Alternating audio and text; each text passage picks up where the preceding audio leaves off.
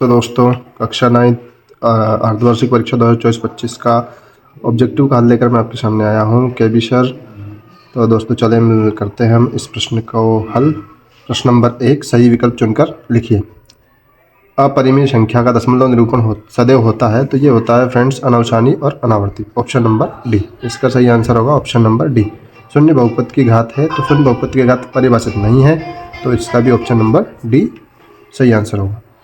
बिंदु 0,-1 स्थित है, ये किस चतुर्थांश में स्थित है या अक्ष पे स्थित है? तो हम देखेंगे कि इसमें y(x0) है, y1-1 है, तो ये y अक्ष पर स्थित है। यदि 3x-4 = 5 तो x का मान होगा, तो फ्रेंड्स इसमें x का मान होगा 3। x का मान होगा 3। संलग्न चित्र में AOB एक रेखा है, तो x का मान, तो जब हम इनको ऐड करेंगे, पूरी एक रेखा है और इसमें 3 कोण बन रहे हैं, तीनों कोणों को ऐड करेंगे तो 6, 3, 9 और 1 10 x होगा, और 180 में डिवाइड करेंगे तो x का मान जो है 18 आएगा।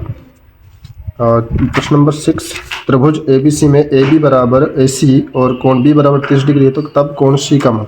तो फ्रेंड्स जब हम यह कोण त्रिभुज ABC बनाएंगे ABC, इसमें वो बोल रहे हैं कि AB जो है AC के बराबर है, तो ये जो दोनों कोण बनेंगे ये भी आपस में कैसे होंगे? बराबर होंगे। तो अगर B कोण 30 डिग्री का है तो C कोण भी 30 डिग्री का होगा। चलो फ्रेंड्स आगे देखते हैं। प्रश्न नंबर 2, रिक्त स्थानों की पूर्ति कीजिए। प्रश्न नंबर 1 है, इसमें -2x² में x² का गुणांक, तो इसमें x² का गुणांक आएगा -2। x अक्ष और y अक्ष निर्देशांक तल को 4 भागों में विभाजित करते हैं। कितने भागों में फ्रेंड्स? 4 भागों में विभाजित करते हैं। एक ऐसा समीकरण जिसका आलेख एक सरल रेखा होता है समीकरण कहलाता है, तो ये रैखिक समीकरण कहलाता है फ्रेंड्स। रैखिक समीकरण की रेखा और यह आलेख एक सरल रेखा होता है। यदि 2 रेखाएं परस्पर प्रतिच्छेद करती हैं तो शीर्षाभिमुख कोण कैसे होते हैं? तो फ्रेंड्स शीर्षाभिमुख कोण जो है वो बराबर होते हैं। समकोण त्रिभुज की सबसे बड़ी भुजा को कर्ण कहते हैं। समकोण त्रिभुज की सबसे बड़ी भुजा को कर्ण कहते हैं। समांतर चतुर्भुज के दोनों विकर्ण परस्पर समद्विभाजित करते हैं। समद्विभाजित करते हैं। और हेलो फ्रेंड्स आगे बढ़ते हैं। प्रश्न नंबर 3, सत्य असत्य लिखिए। नंबर 1, बहुपद x² + 2x + 3 एक द्विपदी बहुपद है। तो फ्रेंड्स ये त्रिपदी बहुपद है, 1 2 3 पद हैं, इसमें द्विपदी नहीं है, तो ये असत्य होगा। प्रत्येक परिमेय संख्या एक पूर्ण संख्या होती है, तो प्रत्येक परिमेय संख्या एक पूर्ण संख्या नहीं होती है, ये भी असत्य है। y अक्ष के निर्देशांक को भुज कहते हैं, तो y अक्ष के निर्देशांक को कोटि कहते हैं, भुज नहीं कहते हैं, ये भी असत्य है। समीकरण x + 2y = 3 का एक हल है, एक हल 1,1 है, तो ये सत्य फ्रेंड्स, इसका एक हल 1,1 होगा। संपूरक कोणों का योग 90 होता है, तो यह सत्य। संपूरक कोणों का योग 180 होता है।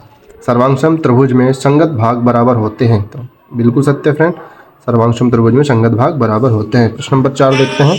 सही जोड़ी मिलाइए। -2 + 5 -11, तो इसका हल होगा, ये माइनस माइनस प्लस हो जाएगा, 5 और 2 7, और 11 में से जब हम 7 माइनस करेंगे तो माइनस का 4 आंसर आएगा।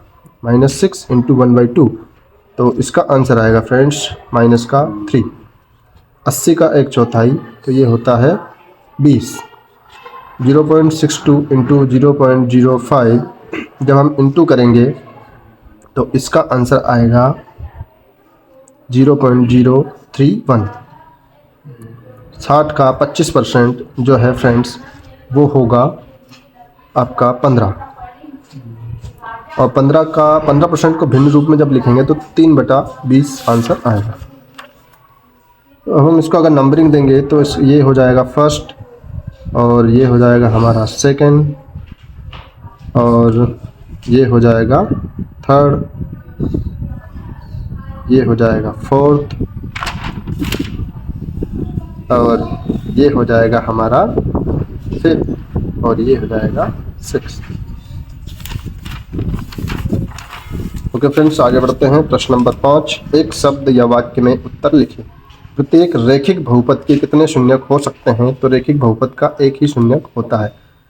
निर्देशांक तल में क्षैतिज रेखा को क्या कहते हैं? और निर्देशांक तल में जो क्षैतिज रेखा होती है उसे y अक्ष कहते हैं, सॉरी x अक्ष कहते हैं, x अक्ष कहते हैं। उधर रेखा को y अक्ष कहते हैं। दो चरों वाला एक रैखिक समीकरण का मानक रूप लिखिए। तो दो चरों में रैखिक समीकरण का मानक रूप होता है friends ax plus by plus c equal 0। दो भिन्न बिंदुओं से होकर कितनी सरल रेखाएं खींची जा सकती हैं? तो केवल एक सरल रेखा खींची जा सकती है।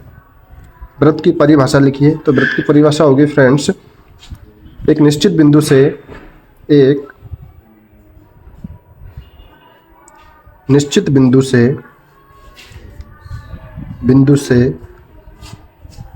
समान दूरी पर या निश्चित दूरी पर समान दूरी पर स्थित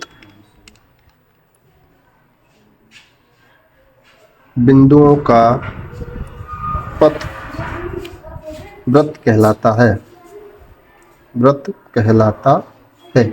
एक निश्चित बिंदु या स्थिर बिंदु, निश्चित बिंदु या हम इसको स्थिर बिंदु भी बोल सकते हैं, स्थिर बिंदु से समान दूरी पर स्थित बिंदुओं का पथ वृत्त कहलाता है। ये वृत्त की परिभाषा होती है फ्रेंड्स। यदि समांतर चतुर्भुज का आधार 8 सेंटीमीटर तथा ऊंचाई 5 सेंटीमीटर है तो इसका क्षेत्रफल कितना होगा? तो समांतर चतुर्भुज का क्षेत्रफल बराबर होता है फ्रेंड्स आधार गुणा ऊंचाई, आधार गुणा ऊंचाई। तो हम यहाँ इसका क्षेत्रफल निकालेंगे तो 8 गुणा 5 बराबर आएगा 40 centimetre square. Thank you friends.